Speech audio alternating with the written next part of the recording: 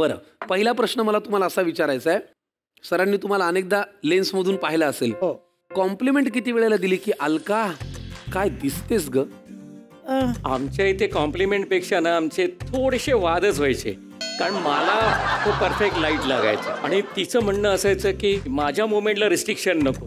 अच्छा sir, technically perfect म्हणजे ते जरा असा चेहरा कर, म्हणजे ते माझं नाक अगदी सरळ नाहीये तर तरी थोडं ते असं दिसलं की असा चेहरा कर, असा चेहरा कर. मग मी चिडायचे, म्हटलं माझ्या एक्सप्रेशनवर मी काम करताना असाच चेहरा करून बोल, असाच चेहरा करून बोल, हे काय मला जमणार नाही. मी जे काय आहे ते आहे, जे दिसेल ते दिसेल असं माझं असायचं. आणि मी लगेच म्हणायचे बाकीचे सिनेमॅटोग्राफर मला नाही सांगत, अलकाताई असाच चेहरा करा, चेहरा काय सांगता? ठीक आहे, मी जशी करते मी म्हणते मला त्या सीनचा लाइटिंग नाही आवडला तुमचं लाइटिंग खूप सुंदर होतं. हे फार महत्वाचं आहे. ती ज्या सिनेमात नाहीये त्याचं लाइटिंग त्यांना आवडतं. कारण माझे इतर ज्या हिरोईन्स आहेत ते माझं ऐकतात.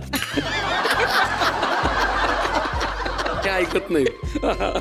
पण समीर सर, एक खरं सांगा, अशी एखादी मुवमेंट लक्षात आहे का? आता अलका कुबल अभिनेत्री म्हणून तर लेन्स मधून बघावीच लागते, पण आपल्याला आवडणारी अलका म्हणून आहा, ते लग्नाच्या आधी असेल. ते कसं की कॅमेरा हा अंधारात असतो, त्याच्या मागे मी अजूनच अंधारात असतो. मग तो ऍडव्हान्टेज घेऊन मी आपलं कधीतरी हे एक्सप्रेशन देतो, ते कुणाला कळत नाही. हे मला फार आवडलं सर.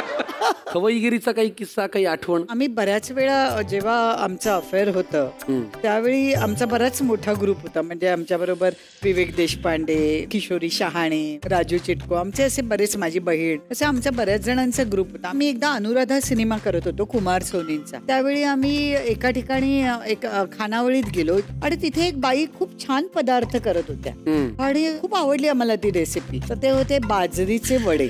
म्हणजे मला नवल वाटलं की बाजरीच्या पिठाचे वडे केले जातात. अच्छा.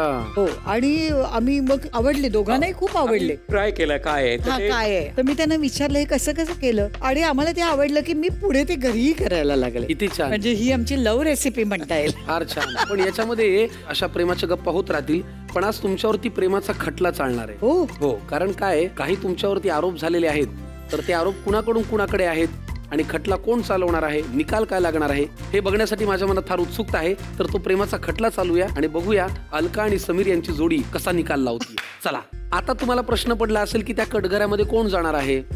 तर असं आहे, अनेक वेळेला अनेक सिनेमांमध्ये न्याय मागण्यासाठी तुम्ही कोर्टात गेलेला आहात. हो. आणि तेव्हा घराघरातल्या महिला का हिला कोर्टाची पायरी चढावी लागली असं म्हणालेले आहे. आजही तुम्हाला तीच कोर्टाची पायरी चढायची, कटघऱ्यात तुम्हाला जायचंय. मलाच जायचंय. आणि समीरजी तुमच्या कधी भोग संपणार आहेत माझे माहिती. हे पडद्यावरचं तिचं, पडद्याबाहेरचं माझं स्वीकारलंय. मग आम्ही वा. नंतर एक पोरगी आली एकदम धीट, आणि ती व्यक्ती म्हणजे अहिल्या वेसकर.